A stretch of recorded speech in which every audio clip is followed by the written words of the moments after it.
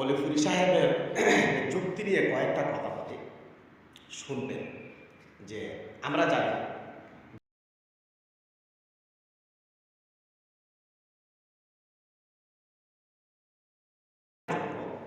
বা তারা বাঁচার জন্য, সমাজকে বোঝানোর জন্য যে আমি ব্যবসাগিরি করি নেই, এই জিনিসটা বোঝার জন্য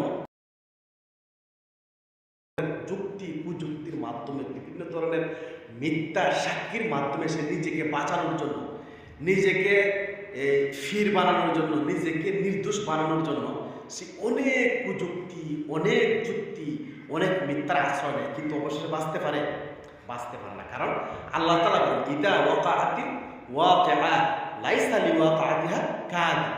ঘটনা যখন ঘটে যাবে তখন তুমি যতই যুক্তি দাও, যতই কুযুক্তি দাও, কাজ হবে না। ঠিক তদ্রূপভাবে এই আল্লামা অলিফুরি সাহেব, ওনাকে সম্মান করে শ্রদ্ধা করি, উনি কি বলছেন যে জামাত ইসলামের সাথে জোট না করে কওমির জমিয়ত উলামায়ে ইসলাম তারা দেওবন্দীয়তকে বাঁচিয়েছে।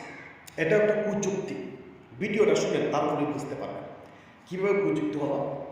ধরে নিলাম যে কওমি মাদ্রাসার আলেম জমিয়ত উলামায়ে ইসলাম ইদানিং জামাতের সাথে জোট না করে দেওবন্দীয়তকে বাঁচিয়েছে, এটা আমরা মেনে নিলাম কিছু সময়ের জন্য।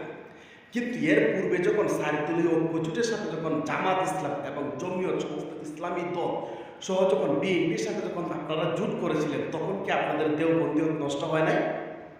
এখন নষ্ট হয়ে গেছে।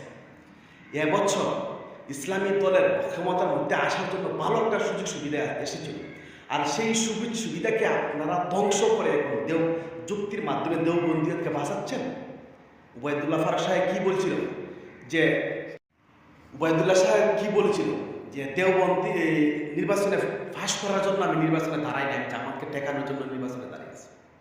আপনারা জামাতকে টেকানোর জন্য যেই দলের সাথে জোটবদ্ধ হয়েছে, সেই দলের উল্লেখযোগ্য নেতা মির্জা ফখরুল ইসলাম আলমগীর সাহেব বলেছিলেন যে আমরা শরীয়তের বিশ্বাসী নয়, বিএনপি শরীয়তকে বিশ্বাস করে না। তখন কি আপনাদের দেওবন্দীয়ত ধ্বংস হয় নাই? দেওবন্দীয়ত নষ্ট হয় নাই?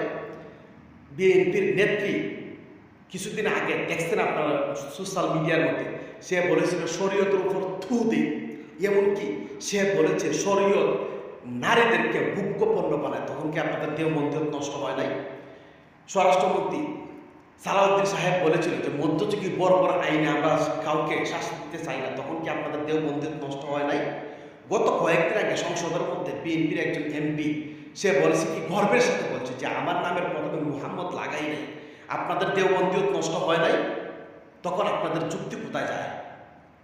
আসলে কথাটা কি জানেন যে কওমি মাদ্রাসার বড় বড় আলেম ওলামারা যত বয়স্ক হয়, যত বুড়ো হয়, তত তারা যুক্তি কুযুক্তির মাধ্যমে মৃত্যুর আগে এমনভাবে সমালোচিত হয়, মানুষ লাশ মুহূর্তে তাদেরকে ঘৃণা করে, তাদেরকে ঘৃণা করে প্রত্যাখ্যান করে।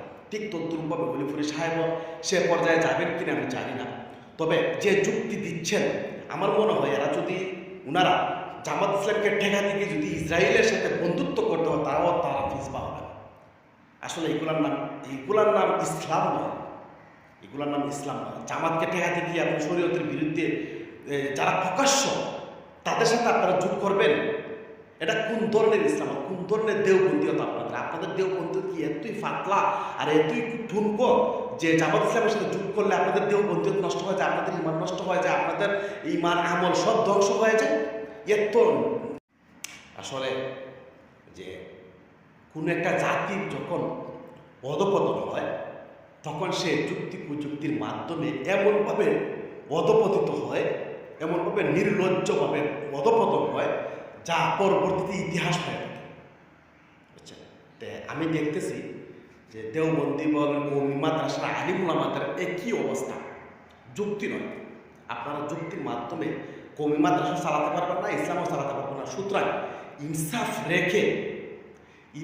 রেখে আপনারা কোরআন হাদিস প্রচার করেন, নয়তো আপনাদেরকে দেখতেছেনই তো আস্তে আস্তে মানুষ কতটুকু প্রত্যাখ্যান করেছে। এখন আপনাদেরকে কি বলে মানুষ? আগের যে একটা মূল্য ছিল, যে একটা মূল্যায়ন ছিল কওমির আলিম উলামাদের, এখন কি সেই মূল্যায়ন আছে? এখন তো কওমুলুদ বলে।